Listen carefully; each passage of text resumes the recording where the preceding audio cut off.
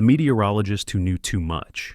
In 1995, meteorologist Dr. James Patton discovered classified atmospheric data proving that the U.S. government had been conducting large-scale weather modification experiments for over 20 years without public knowledge or consent. Patton had been reviewing declassified documents from the National Center for Atmospheric Research when he stumbled upon references to a project codenamed Sky Change, an initiative that used ionospheric heaters and aerosol dispersal to manipulate weather patterns over North America. The data Patton found showed temperature anomalies that couldn't be explained by natural causes, and weather patterns that matched exactly with documented military operations conducted by the Air Force and Navy. His analysis revealed that severe droughts in the Midwest that destroyed agricultural production, unprecedented snowstorms in the Northeast that crippled infrastructure, and devastating flooding events that displaced entire communities had been artificially induced to test the effectiveness of climate weapons. Patton began compiling evidence quietly, gathering satellite imagery, radar data, and meteorological records that documented the correlation between military operations and extreme weather events. He discovered that the government had been using weather modification to redirect hurricanes away from military installations, intensify storms to disable enemy operations, and create localized climate conditions for military purposes in test areas populated by civilians unaware they were participating in weapons experiments. Most damning was a memo dated 1977 explicitly authorizing continued weather warfare research, despite international treaties prohibiting such activities. The memo, written by Pentagon officials, referenced plans to weaponize weather systems, and acknowledged that civilian populations in test areas would experience unintended consequences. On August 15, 1996, Patton was found dead in his Boulder home from what coroners ruled as a heart attack, despite him being only 43 years old and in excellent health. He had no history of cardiac problems, no family history of early heart disease, and had passed a comprehensive physical exam just 2 weeks prior. Witnesses reported seeing suspicious vehicles parked near his house the night before his death, and his research materials were missing from his home office when investigators arrived. His colleagues stated he had been preparing to hold a press conference revealing the weather modification program, and had been contacted by major television networks willing to broadcast his findings. All classified documents Patton had accessed were subsequently reclassified at higher security levels and removed from accessible archives within 24 hours of his death. The NSA analyst who decoded the truth. Angela Crawford, signals intelligence analyst for the National Security Agency, spent 8 years analyzing encrypted communications between government agencies and discovered evidence of a massive surveillance program that exceeded even the classified authority granted by the Foreign Intelligence Surveillance Act. Crawford's work involved decoding communications between Pentagon officials, CIA directors, and corporate executives at telecommunications companies that revealed systematic spying on American citizens without legal warrants or congressional notification. The communications showed that the program, codenamed GhostNet, allowed real-time access to phone calls, emails, financial transactions, internet browsing history, and location data for millions of Americans, ostensibly for counterterrorism purposes, but in practice targeting domestic political opponents. What troubled Crawford was the scope of the surveillance targeted peaceful environmental activists, investigative journalists, politicians who questioned official narratives about wars and security spending, and religious organizations deemed culturally incompatible with government preferences. The targeting appeared designed not to prevent terrorism, but to suppress dissent and maintain political control through blackmail and intimidation of inconvenient voices. Crawford documented her findings meticulously, creating encrypted backups of the evidence that she carefully hid in secure locations known only to a trusted colleague. She contacted lawyers, journalists, and members of Congress through anonymous channels, trying to figure out how to expose the program legally, without being arrested for espionage or violating classified information restrictions. In 2001, just days before she was scheduled to testify before a classified congressional committee about the surveillance abuses, Crawford was killed in a car accident on a rural road near her home when her vehicle was rear-ended by a larger truck. Witnesses reported that her vehicle accelerated suddenly before the collision, then accelerated again into the concrete bridge support at high speed, suggesting mechanical failure or remote control. Modern forensic analysis would later suggest the possibility of remote vehicle control through onboard computer systems, but the investigation was closed within days without full mechanical examination. All of Crawford's encrypted files were mysteriously corrupted beyond recovery through methods suggesting professional technical sabotage, and her research was classified retroactively under emergency national security orders. The classified intelligence she had been preparing to share never reached congressional members, and the surveillance program continued operating without modification. The weapons researcher, defector, Dr. Michael Sanderson, a senior weapons designer at a classified defense contractor specializing in autonomous systems, walked away from a six-figure salary and security clearance in 1994 to become a whistleblower after discovering that the company had been developing autonomous killing machines designed to eliminate targets without human authorization or accountability. Sanderson's position gave him access to classified projects that officially didn't exist and weren't acknowledged by any government agency. He learned that the company had successfully designed robotic systems capable of identifying and eliminating human targets through facial recognition and biometric analysis, with the ability to distinguish between combatants and civilians in ways that often failed catastrophically. The weapon systems could operate completely independently, making kill decisions without any human operator approval based on algorithmic threat assessment that was demonstrably unreliable. Most troubling was that these systems had been tested extensively in foreign countries without those governments' knowledge, essentially allowing the U.S. military to conduct extrajudicial assassinations through remote robot proxies that couldn't be traced to official government authorization. Sanderson collected copies of classified blueprints, test results showing civilian casualties, and authorization documents proving that the program existed, was operational, and had been used to eliminate hundreds of people without judicial process. He attempted to contact investigative journalists at major newspapers, including the New York Times and Washington Post, but found that every outlet he approached refused to publish the story, with editors citing national security concerns and refusing to provide details about which government officials had pressured them. Sanderson sent information to several government oversight committees and the Office of Inspector General, but received no response, and later learned his communications had been flagged and forwarded to Defense Department security officials. On March 3, 1997, he died in what police ruled as a hiking accident when he fell from a cliff, despite the fact that he was on a flat walking trail in a park near his home, a location he had never visited before.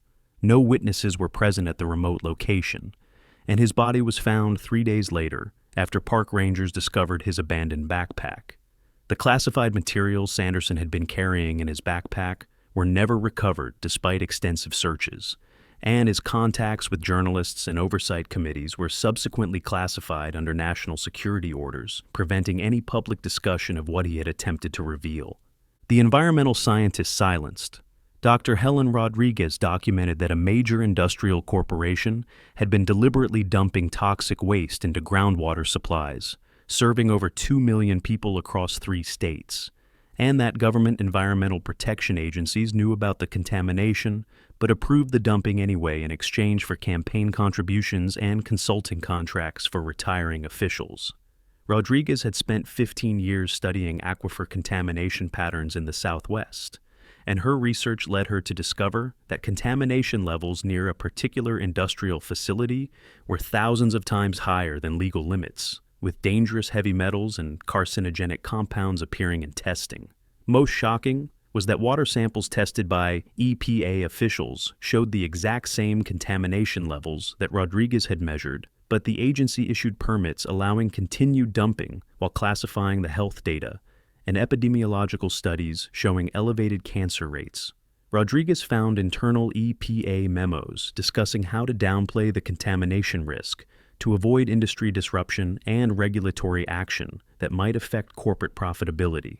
She attempted to report the findings through official channels, But every regulatory path was blocked by bureaucratic procedures and political pressure from high-level EPA management with industry connections. Environmental impact assessments were rejected on technical grounds that Rodriguez could demonstrate were fraudulent, and her research funding was mysteriously terminated when she refused to modify her findings to match EPA preferences.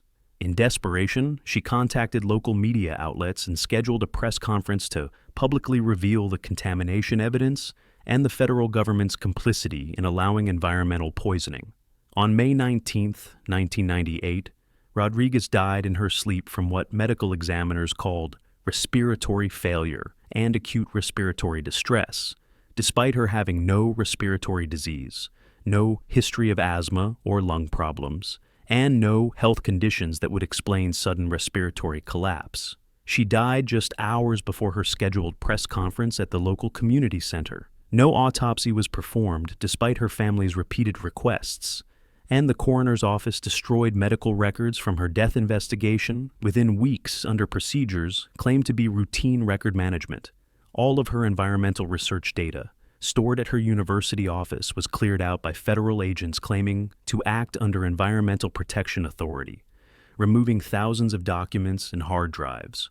Her family was warned not to discuss her death or her research through visits from federal officials, and her scientific papers documenting the contamination were never published or submitted to peer-reviewed journals. The financial crimes investigator eliminated. Special Agent David Morrison worked for the FBI's Financial Crimes Division and discovered that major pharmaceutical companies had been systematically defrauding Medicare and Medicaid through a coordinated scheme to inflate drug prices while providing kickbacks to doctors and healthcare administrators through shell companies and consulting arrangements. Morrison's investigation spanned 5 years and involved analyzing millions of financial transactions, email communications, and internal corporate documents obtained through legal subpoenas and warrants. He discovered that pharmaceutical executives had held secret meetings at exclusive resorts to coordinate pricing strategies, manipulate clinical trial results to justify premium pricing, and funnel billions in fraudulent profits through shell companies and offshore tax havens where they couldn't be tracked. Morrison documented that government health officials at the Centers for Medicare and Medicaid Services had been receiving bribes disguised as consulting contracts to approve inflated pricing structures for drugs that weren't more effective than cheaper alternatives. His investigation would have resulted in criminal charges against dozens of pharmaceutical executives and government officials, with potential penalties exceeding $100 billion and imprisonment for fraud conspirators. Morrison compiled his evidence in meticulous detail, cataloging specific transactions, dates, and communications, proving coordination between corporate executives and government officials. He was preparing to bring charges and testify before a grand jury when he died in what police ruled as an accidental drug overdose, despite Morrison having no history of drug use and being known among colleagues as abstinent, someone who didn't drink alcohol and had refused pharmaceutical industry networking events. Toxicology results showed extremely high levels of fentanyl in his system, at concentrations that would require injection or substantial ingestion, but no drug paraphernalia was found in his apartment, no evidence of track marks, and no explanation of how he obtained the lethal dose. His investigation files were seized by federal agents claiming they were taking custody for security purposes, following procedures that bypass normal evidence custody procedures. Those files were never returned to his family or incorporated into any public prosecution. With pharmaceutical companies, Morrison had been investigating remaining unprosecuted, while the fraud scheme continued operating without interruption or accountability. The military-industrial auditor. Richard Hayes was a Department of Defense auditor who discovered that major military contractors had been systematically overcharging the government by hundreds of billions of dollars through fraudulent accounting schemes and billing for work that was never performed or had been completed years earlier. Hayes's position gave him access to detailed financial records for the largest defense contractors, including Lockheed Martin, Boeing, Raytheon, and General Dynamics. His audits revealed that companies were routinely billing for military projects at 3 to 5 times the actual cost of services, with the excess profits being diverted to executive compensation, stock buybacks, and undisclosed offshore accounts in countries with no tax treaties. Most damning was evidence that government contractors were billing for projects that had already been completed, multiplying revenue by reporting the same work multiple times to different government agencies, essentially stealing from multiple budget lines. Hayes discovered that Pentagon officials were knowingly approving fraudulent invoices despite having access to documentation, proving the invoices were false, suggesting systematic corruption at the highest levels of military procurement, including collusion between defense officials and contractor executives. Hayes compiled detailed documentation of the fraud pattern, identifying specific invoices, dates, contractor names, and Pentagon officials involved in approving the fraudulent billings. He estimated that the fraud cost taxpayers over $400 billion annually while reducing resources available for actual military readiness. Hayes submitted his findings through official channels to his supervisors and the Pentagon Inspector General, but his reports were repeatedly blocked from reaching decision-makers and higher authorities. In frustration, he attempted to leak his evidence to journalists and members of Congress working on military oversight committees. On November 12, 1999, Hayes died in what police ruled as a suicide by hanging in his Pentagon office, despite security protocols that should have prevented an employee from bringing any potential weapons into the facility or attaching anything to the exposed ceiling pipes. Colleagues expressed shock at the suicide ruling, describing Hayes as optimistic about his upcoming congressional testimony and detailed in his preparations for presenting evidence to investigators. His office was sealed immediately after his death, and all of his audit files were reclassified and removed from the federal database under national security orders. The fraud schemes Hayes had documented continued to drain the federal budget without prosecution, enriching defense contractors while reducing military capability. The pharmaceutical safety analyst, Dr. Catherine Wells, worked for a major pharmaceutical company, conducting safety testing on a medication that the company was planning to release to the public market, and expected would be one of the company's highest revenue generators. Wells's testing revealed that the drug caused serious neurological damage, including brain lesions and cognitive decline, in a significant percentage of patients who used it for extended periods, with some patients developing dementia-like symptoms within months of beginning treatment. She documented her findings in detailed reports with photographs, tissue samples, and brain imaging evidence, and raised safety concerns through proper company channels to the research director and company medical officer. Company executives dismissed her findings and ordered her to alter her test results to show the drug is safe and suitable for approval by regulatory agencies. When Wells refused to falsify data, she was reassigned to administrative duties and barred from further research access, effectively ending her ability to conduct independent verification. Wells contacted regulatory agencies at the FDA, providing her unaltered safety data and documenting that the company had knowingly altered her research to hide adverse effects and had falsified clinical trial data submitted to the government. She cooperated with FDA investigators and was preparing to testify before Congress about the pharmaceutical company's safety fraud and systematic data manipulation to hide evidence of drug toxicity. On June 8, 2000, Wells was found dead in her car from carbon monoxide poisoning in her garage, an apparent suicide, but the circumstances were highly suspicious to investigators. Wells had sent emails just hours before her death expressing her optimism about finally exposing the pharmaceutical fraud and describing her anticipation of congressional testimony. Her car was an older model that wouldn't normally produce the level of carbon monoxide necessary to cause death so quickly, requiring either external tubing or running the engine for many hours. Security footage from her building showed unidentified men entering the garage area where her car was parked hours before her death, footage that was never examined by police investigators. The FDA investigation she was cooperating with was suddenly terminated following phone calls from high-level pharmaceutical industry officials, and all of her pharmaceutical safety data was sealed under agreements preventing public disclosure. The dangerous drug continued to be prescribed to thousands of patients, generating billions in revenue for the company, while causing documented neurological damage to vulnerable populations.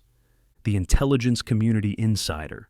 Daniel Pierce was a career CIA officer with over 20 years of experience who discovered that the agency had been conducting illegal domestic surveillance operations on American citizens for decades, maintaining files on political activists, religious leaders, and journalists through programs that violated both constitutional protections and the agency's official charter restrictions on domestic operations. Pierce had access to classified databases containing hundreds of thousands of surveillance files on people who had committed no crimes, including environmental activists, anti-war protesters, and religious organizations suspected of holding views inconsistent with government foreign policy preferences. The surveillance appeared designed to intimidate political opponents and suppress dissent against government policies, including military interventions and intelligence operations that were not authorized by Congress.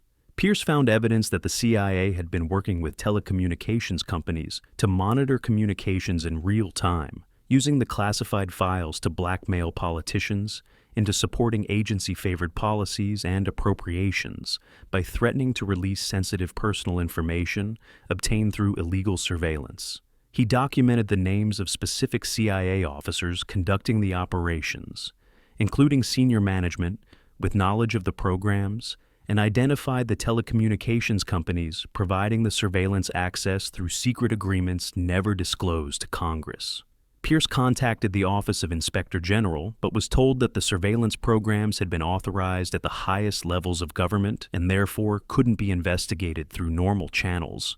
He reached out to members of Congress who had oversight responsibility, but his calls were not returned, and he was visited by CIA security officials, warning him against discussing classified information. Pierce then decided to contact journalists, carefully arranging meetings with investigative reporters at major newspapers to share his evidence while protecting classified source information. On September 22, 2001, just days before Pierce was scheduled to meet with journalists in Washington, D.C., he died in a single-car accident on a rural highway near his home outside of the Capitol. Witnesses reported that his car appeared to accelerate without his control before crashing into a tree at high speed, with no evidence of mechanical failure or driver error. The accident occurred on a straight section of road, with no obstacles or traffic conditions that would normally cause loss of control, making the explanation of mechanical failure implausible to accident investigators. Pierce's classified files were recovered by CIA security teams, and all evidence of his meetings with journalists and arrangements with news organizations disappeared from his home and office. The healthcare administrator, Whistleblower. Susan Marshall worked as an operations administrator at a major hospital system and discovered that the hospital had been deliberately misdiagnosing patients to justify unnecessary surgeries that generated substantial profit for the institution while causing serious harm to vulnerable patient populations. Marshall reviewed patient files as part of her administrative duties and discovered a pattern of surgeries performed on patients who didn't need them, with diagnoses altered after the fact to justify procedures that had already been scheduled by surgeons with financial incentives to perform them. This generated hundreds of millions in fraudulent insurance billing over several years, while generating bonuses for hospital executives tied to surgical volume rather than patient outcomes. Patients underwent unnecessary procedures that left them with permanent injuries, chronic health conditions, and lifelong complications requiring ongoing expensive treatment that continued to generate profit. Hospital administrators were directly directing surgeons to perform profitable procedures regardless of clinical necessity, with communications showing explicit instruction to increase surgical volume for financial performance metrics.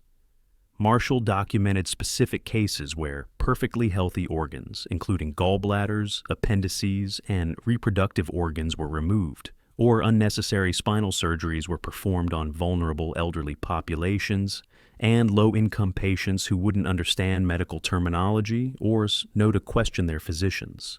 She reported the pattern through hospital quality assurance channels, but was told the information was confidential and couldn't be disclosed to outside agencies due to legal privilege protections. When she contacted state health departments and the FBI, her reports were forwarded back to the hospital administration through legal notification procedures, effectively warning hospital executives of her complaints. Marshall attempted to contact investigative journalists and medical malpractice lawyers who might help expose the fraud scheme and represent victims harmed by unnecessary procedures. On December 3, 2002, Marshall was found dead in her home from an apparent heart attack at age 41, despite having no cardiac history, no family history of early cardiac events, and no documented cardiac risk factors. Her family requested an autopsy to determine the cause of death, but the coroner's office declined to perform one, stating that the cause of death was obvious and documented observation of cardiac arrest. Her death came just days before she was scheduled to meet with an investigative journalist from a major newspaper to provide documentary evidence of the surgical fraud scheme and connect specific patients to preventable harm. All of her hospital files and research materials were seized by hospital security and destroyed within hours of her death notification, eliminating evidence of systematic fraud. The aviation safety inspector, Robert Chen, was an aircraft maintenance safety inspector for the Federal Aviation Administration, who discovered that a major airline had been falsifying maintenance records to hide serious safety violations and allowing aircraft with critical mechanical failures to continue flying despite documented risks to passenger safety and potential catastrophic accidents. Chen's position gave him access to maintenance logs and comprehensive safety inspection records for the airline's entire fleet, spanning hundreds of aircraft. He discovered that the airline was systematically falsifying records, marking aircraft as safe when they had documented mechanical problems requiring immediate repair or grounding. Many aircraft had severely deferred maintenance on critical systems, including engines prone to unscheduled failures, hydraulic systems showing signs of degradation, and flight control systems with intermittent responsiveness, all creating substantial safety risks that could cause accidents. Chen documented specific aircraft with known mechanical defects that were continuing to carry hundreds of passengers daily on scheduled commercial routes, representing a public safety emergency that should have triggered immediate intervention. He reported his findings through Federal Aviation Administration channels and formal safety reports, but discovered that FAA officials were approving the aircraft for continued operation despite the documented safety risks and his explicit recommendations for grounding pending repairs. Chen learned that FAA inspectors had been accepting bribes from the airline to overlook safety violations, with evidence of consultant payments and travel arrangements between airline executives and FAA decision-makers. When Chen attempted to publicize his safety concerns through official FAA channels, he was reassigned to a different department and told that his reports were classified and couldn't be discussed. He contacted journalists and members of Congress working on aviation safety oversight about the airline safety fraud and the public danger being created by knowingly allowing unsafe aircraft to remain in service. On March 17, 2003, Chen was found dead in his home from what coroners ruled as a stroke despite him being age 45 and in excellent physical condition with no cardiac or neurological risk factors documented. His death occurred 3 days before he was scheduled to provide classified documents to congressional investigators about the airline safety violations and official negligence. No autopsy was performed at the coroner's discretion, despite being explicitly requested by Chen's family and colleagues who doubted the stroke diagnosis. All of his safety inspection files were reclassified and sealed under national security authority, removing them from public access and preventing disclosure to congressional oversight committees. The Environmental Protection Manager, Dr. Lisa Thompson, worked for the Environmental Protection Agency as a regional manager and discovered that the agency had been deliberately suppressing environmental cleanup efforts at Superfund sites contaminated with toxic waste for decades, allowing corporations to avoid cleanup costs that would have been billions of dollars while contamination spread to groundwater supplies affecting millions of people in surrounding communities. Thompson discovered that EPA officials had been accepting consulting fees and lucrative board positions from polluting companies after retirement, creating powerful incentive to avoid strict enforcement that would have damaged their future career prospects in private industry. She found that cleanup sites remained contaminated for decades longer than necessary because EPA had approved inadequate remediation efforts that didn't actually remove toxic compounds from soil and groundwater, but merely contained them in ways that eventually failed. Thompson documented that executives from major polluting companies had established personal relationships with EPA decision-makers, including golf outings, family friendships, and club memberships, explaining why enforcement was minimal despite overwhelming evidence of violations. She compiled evidence showing that EPA had deliberately rejected adequate cleanup proposals submitted by environmental contractors in favor of inadequate solutions that cost less and saved corporations billions of dollars while leaving communities exposed to toxic exposure. When Thompson raised her concerns through EPA channels and with her supervisors, she was told that budgetary constraints required accepting inadequate cleanup efforts and that more aggressive enforcement might prompt legal challenges that EPA preferred to avoid. She reached out to environmental organizations and congressional staffers working on environmental protection about the systematic enforcement failures and deliberate suppression of adequate cleanup standards. On July 9, 2004, Thompson died from what medical examiners called acute respiratory failure and cardiopulmonary collapse, despite her having no respiratory disease, no history of heart problems, and no documented medical conditions that would explain sudden fatal respiratory failure. She died at age 53, just hours before she was scheduled to present her environmental cleanup evidence to environmental organizations and investigative journalists willing to publish her findings. No autopsy was performed despite requests from her family, and she was discouraged from investigating the circumstances surrounding her sudden death. All of her EPA research files were retrieved by federal security personnel and classified under National Security Authority, preventing public access or disclosure to environmental organizations or Congress. Conclusion: these 10 witnesses represent something far more disturbing than individual deaths or tragic accidents. They represent a systematic elimination of people who possess knowledge about corruption, fraud, and criminal activity occurring at the highest levels of government and corporate power. Individuals who had dedicated their careers to truth and public service before discovering that institutional loyalty demands silence even in the face of documented crimes. From weather modification programs designed as weapons to pharmaceutical fraud, deliberately harming millions, to surveillance systems designed to suppress democratic dissent. Each witness had compiled documented evidence proving that fundamental institutions of power were engaged in activities that harmed millions of people while enriching those in control. What unites these deaths isn't coincidence or statistical probability, but an unmistakable pattern of elimination. These witnesses didn't die from random accidents or natural causes distributed randomly across populations. They died at precisely the moment when they were preparing to expose their evidence publicly through press conferences, congressional testimony, or journalist meetings, their deaths conveniently eliminating the primary threat to powerful institutions at the exact moment their information was about to become public and irreversible. The official narratives surrounding their deaths strain all credibility when examined carefully.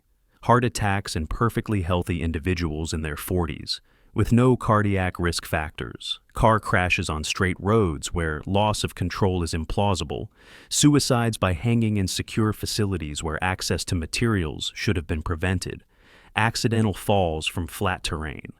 The consistency of medically implausible and physically impossible explanations suggests these were not genuine investigations into mysterious deaths, but predetermined narratives designed to discourage further questioning and intimidate potential witnesses. More disturbing than the deaths themselves is what happened to their evidence and investigations. Every one of these witnesses had compiled detailed documentation proving government or corporate crimes.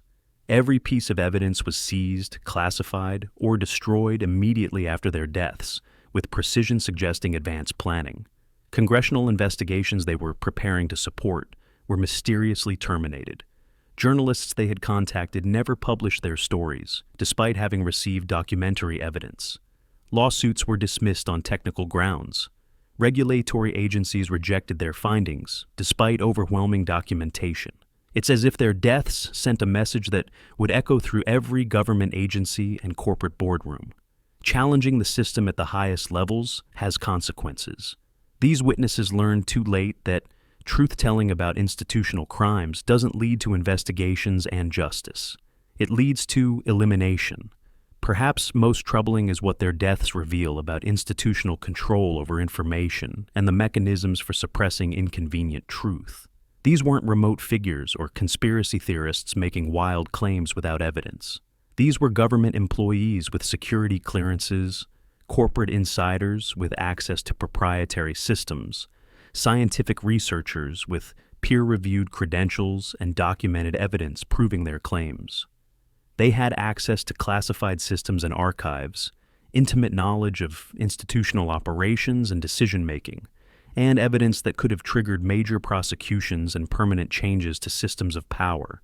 Yet, every single one faced systematic suppression through official channels before death eliminated them entirely and permanently. Their deaths suggest that mechanisms exist for silencing witnesses at precisely the moment when their information becomes dangerous to institutional survival. The precision of the timing, the immediately following evidence seizures, the termination of related investigations, the coordinated suppression across government agencies and media outlets all suggest coordination among powerful forces dedicated to preventing institutional crimes from being exposed and remaining permanently hidden.